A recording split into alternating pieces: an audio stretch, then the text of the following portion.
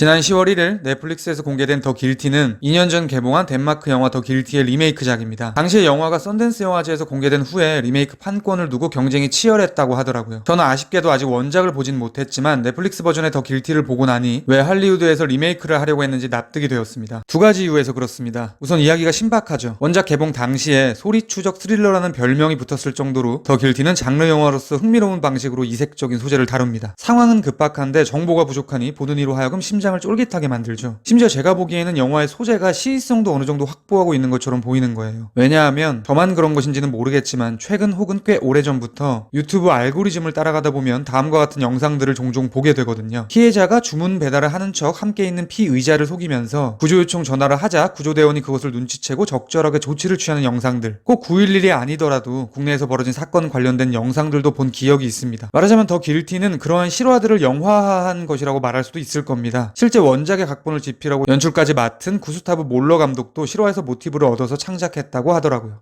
두 번째 이유는 저는 이게 사실 더욱 큰 이유라고 생각하는데요. 이 영화의 소재는 만들기에 따라 최소의 노력으로 최대를 창출할 수 있는 가능성이 높기 때문입니다. 언급드렸듯 제가 원작을 보지 못했기 때문에 리메이크된 더 길티에 한해서 말씀드리겠습니다. 영화는 9.11 긴급신고센터라는 장소를 단 한 번도 벗어나지 않죠. 관제탑으로 보이는 공간, 그 안쪽에 조 베일러가 홀로 들어가 전화통화를 하는 영화 중반부부터 나오는 사무실, 그리고 조가 오바이트를 하는 화장실 정도가 영화에서 나오는 공간의 전부입니다. 다른 영화들에 비해 상대적으로 제작비 측면에서 유리하겠죠. 게다가 영화에는 얼굴도 나오면서 대사가 주어진 인물이 5명 남짓밖에 되지 않습니다. 제이크 질레나를 제외하면 대부분 익숙지 않은 배우들이죠. 물론 조의 상사로 보이는 빌 밀러 경사 같은 경우에는 에단 호크가 목소리 연기를 했고, 매튜 폰트노트 역할은 폴 다노가 목소리 연기를 하기도 했습니다. 하지만 그들은 출연하지는 않았죠. 그러니까 더 길티는 원맨 밴드 같은 영화입니다. 사실 이 영화가 이런 설정의 최초 영화는 아닐 겁니다. 유사한 형식의 영화들이 꽤 있었죠. 기억나는 것만 말씀드리면 콜린 파렐의 폰부스 같은 영화도 있었고요. 하정우 배우가 열연했던 더 테러 라이브도 유사한 설정이었죠. 제 생각에 이런 류의 영화들은 주인공의 열연이 가장 중요할 것 같습니다. 일반적인 연기가 상대와의 액션과 리액션이라면 여기서는 그것을 거의 혼자 다 해야 되거든요. 말하자면 더 길티는 걸출한 메인 연기자와 소량의 공간 섭외, 그리고 그걸 끌어갈 힘이 있는 경력직 감독 정도만 캐스팅이 된다면 어느 정도 아웃풋은 담보가 되어 있는 영화인 거죠. 매력적인 이야기는 이미 확보가 되어 있으니까요. 물론 감독의 역량도 당연히 중요할 겁니다. 한 명의 인물만을 카메라에 담으면서 서스펜스를 만들어내는 것은 굉장한 재능이 필요할 테니까요. 리메이크 버전 더 길티는 안톤 후쿠아 감독이 연출을 맡았습니다. 고백컨대 저는 안톤 후쿠아에 대해 이름은 들어서 알고 있었지만 그의 전작을 단 한 편도 보진 못했습니다. 그럼에도 불구하고 꽤 적절한 감독이라는 생각이 드는 게 영화 속에서 카메라와 조명의 활용이 눈에 띄었기 때문입니다. 조의 얼굴을 두 대의 모니터 사이에 가둔다거나 사무실 유리의 가림막 틈새로 들어오는 빛을 조의 얼굴에 쏘면서 인물의 불안하고 황폐한 심리를 표현해내죠. 한 발 더 밀고 나가면 헤드룸이라고 일컬어지는 인물의 머리와 화면 가장 윗부분과의 공간을 없앰으로써 보는 이들을 불안하게 만들기도 합니다. TMI로 헤드룸이 어느 정도 확보가 되어야 관객들은 안정감을 느낀다고 하더라고요. 그럼에도 불구하고 저는 더 길티가 그렇게까지 좋은 영화라고 생각하진 않습니다. 또 반대로 이야기할 요소가 전혀 없는 영화라고 생각하지도 않습니다. 영화를 보신 대부분의 분들이 느끼셨겠지만 이 영화는 개인 차원의 문제에서 사회적 영역으로의 확대 해석이 가능할 겁니다. 또한 영화의 중반 정도까지는 개인주의를 지향하는 다소 특이한 영화로 보이기도 했습니다. 물론 다 보고 나니 그 생각이 착각이었다는 것을 깨닫게 되었지만요. 그에 대한 이야기를 비롯하여 조와 에밀리가 동일한 상태로 보이는 이유, 그리고 뱀과 산불의 의미에 대한 이야기까지 더 길티 끝장 리뷰 지금 시작합니다. There is a scared little girl whose mother has been abducted. I need a better location. I'll get it. How will you get it?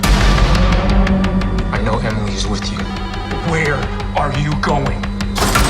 제가 더 길티에서 흥미로웠던 부분은 개인의 돌발 행동이 상황을 더 악화시키고 있다는 지점이었습니다. 왜냐하면 많은 영화들에서 보통은 문제적인 사회 시스템을 개인의 힘으로 돌파해 나가는 영웅 스토리를 그리니까요. 반대의 경우는 제 기준에는 이 영화가 처음인 것 같습니다. 저는 아마도 두 가지 이유 때문에 이 사건에 몰입하게 되는 것으로 보입니다. 우선 자신의 딸과 비슷한 나이로 보이는 애비와의 통화 때문일 것입니다. 딸 생각이 날 테니 당연히 상황에 더욱 몰입하게 되겠죠. 영화에서도 스마트폰 화면에 딸 사진을 보여준 뒤 애비와의 통화를 이어나가는 편집을 통해서 지속적으로 그의 행동에 대한 당위를 만들어냅니다. 다른 하나의 이유는 이 사건을 해결해 나가는 것이 최근에 자신이 미성년 범죄자를 살해했다는 죄책감에 대한 구원이 될 것이라고 믿었던 것 같습니다. 조 본인도 에밀리에게 또 누구를 죽게 할 수 없다고 고백하죠. 그런 이유들로 그는 사건에 매몰되게 되고 그러다 보니 사적인 영역까지 사건을 끌고 들어오게 됩니다. 문제는 그러다가 사건에 자신의 편견을 이입하기 시작하죠. 에밀리의 다급한 목소리를 들은 뒤 헨리에게 전과가 있다는 이력까지 확인하고 나서 헨리가 납치범이라고 확신을 합니다. 사실 그가 그렇게 여기지 않았다면 에밀리는 정신 정신병원에 입원하게 되었을 것이고 현재 상태보다는 상황이 좀 더 빠르게 풀렸을 수도 있을 겁니다. 물론 올리버가 살게 된다는 지점을 제외한다면 그렇죠. 말하자면 이 영화는 특이하게도 개인이 시스템 속에서 정의로운 행동을 했을 때 상황이 더 어그러지는 영화인 거예요. 얼핏 보면 그냥 남의 일에 참견하지 말고 집단의 행동에 묻어가라고 말하는 영화로 보이기도 하는 거죠. 예를 들면 조의 옆자리에 앉아있는 매니가 힘들어하는 조를 보고 무슨 문제 있냐고 물어보니까 조는 욕을 하면서 당신 일이나 잘하라고 말합니다. 직후 조는 고속도로 순찰 때 전화 교환원에게 각자 맡은 일만 잘하라고 한 소리 듣죠. 방금 자신이 다른 사람에게 했던 이야기를 그대로 돌려받는 상황인 거죠. 이러한 묘사들과 사건이 점점 파국으로 향하는 면면을 보면서 저는 앞서 언급드렸듯 영화의 중반 정도까지는 더 길티가 개인주의를 찬성하는 영화로 보이기도 했습니다. 물론 이것은 모두 저의 오해였지만요. 그에 대한 이야기는 챕터 2에서 이어가도록 하겠습니다.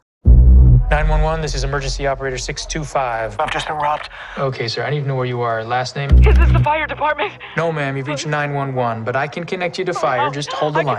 What did she look like? She was tall, pink hair, and he... 결론부터 말씀드리겠습니다. 더 길티는 개인주의를 지향할수록 문제가 발생하지 않는 아이러니한 현실은 결국 사회 시스템 혹은 집단의 오류 때문에 발생한다고 말하는 영화입니다. 그에 대한 이야기를 하기 위해서는 조와 에밀리가 비유적으로 동일한 상태라는 설명부터 해야 될 것 같습니다. 우선 영화에서 두 캐릭터에 대한 묘사를 그렇게 하고 있습니다. 두 명 모두 별거 중이죠. 또한 유사한 연령의 자녀가 있습니다. 에밀리가 아이와 함께 수족관 갔던 이야기를 하자 조는 자신도 딸과 함께 갈 생각이었다고 말하죠. 특히 저는 뱀과 관련된 이야기 때문에 더욱 이 둘을 동일한 위상으로 보게 되었습니다. 에밀리가 자신이 유아인 올리버에게 흉기를 사용했다는 사실을 우회적으로 밝히는 순간 그녀는 올리버가 뱀 때문에 고통스러워해서 그런 행동을 한 것이라고 말합니다. 그런데 후에 그녀는 뱀에 대한 발언을 한 번 더 하죠. 조가 그녀와 공감하기 위해 혹은 어쩌면 자신의 구원을 위해 고해성사처럼 본인이 사람을 죽였다는 이야기를 고백합니다. 그때 에밀리는 뱀 때문에 그런 것이냐고 말하고 조는 무엇에 홀린 듯 그렇다고 답하죠. 뱀이라는 것은 결국 에밀리가 자신이 정신병이 있음을 드러내는 요소일 텐데 조가 자기도 그렇다고 인정하고 있는 상황인 거죠. 저는 이러한 설정이 사실상 조도 정신질환자임을 나타내는 것처럼 보이더라고요. 물론 에밀리처럼 실제 정신병원을 가야 된다는 뜻은 아니고요. 비유적인 의미에서 그렇다는 뜻입니다. 그러니까 제가 보기에 더 길티는 이 사회의 모든 개인들이 정신질환을 앓고 있다고 말하는 영화처럼 보였습니다. 그리고 그것을 증폭시키는 원인이 사회 시스템 혹은 사회라는 공동체라고 여기는 영화로 보이기도 했습니다. 그에 대한 설명을 위해서는 이러한 사태가 벌어진 이후의 근원을 추적해야 될 것 같습니다. 모든 상황을 파악하게 된 조가 헨리에게 왜 자신에게 사실대로 말하지 않았냐고 묻자 헨리는 이렇게 답합니다. 경찰을 믿지 못하기 때문이다. 사회복지사, 변호사 등등 지금까지 자신이 만났던 사회의 사람들이 도움이 전혀 되지 않았는데 경찰이 무슨 도움이 되겠느냐라는 회의적 발언을 하죠. 즉 자신들 같은 하층 계급에게 이 사회 시스템은 순기능을 하지 않는다는 뜻인 겁니다. 그러니까 정리하면 더 길티는 이렇게 말하는 영화인 거예요. 현대사회는 개인주의를 지향하는 것이 옳은 행동이 되어버린 망가진 사회다. 그리고 그것을 촉발하게 된 것은 사회 시스템의 모순 때문이다. 그 결과 집단 내 모든 개인은 일종의 정신질환자가 되었다. 즉 사회 구성원인 우리 모두가 유죄, 더 길티다라고 말하고 있는 거죠. 제가 보기에는 산불 설정이 그것을 비유하는 묘사로 보였습니다. 영화는 거대한 산불이 나는 것으로 시작합니다. 이 산불 때문에 경찰과 구급대원들의 인력이 부족하면서 다른 긴급 구조가 조금 더 어려워지는 것으로 그려지죠. 예를 들면 자전거 타다가 무릎 부상을 입은 사람이 전화가 왔지만 그는 도움을 받지 못합니다. 말하자면 거대한 외부 요인 때문에 도시의 개인들이 피해를 입고 있는 상황인 거죠. 이 지점에서 산불 이꼬르 사회 시스템이라고 치환하면 왠지 산불의 설정은 이 영화의 주제와 맞다 보이기도 합니다. 언급드렸듯 저에게 더 길티는 어느 정도 재미는 있지만 좋은 영화라는 생각이 들지는 않는 범작 수준의 영화였습니다. 그럼에도 불구하고 원작이 정말로 보고 싶어지는 영화이기도 했습니다. 아마도 원작은 리메이크작보다 더 잘 빠진 영화는 아닐까라는 생각이 들기도 했거든요. 지금까지 더 길티에 대한 헐거운 리뷰였습니다. 들어주셔서 감사합니다.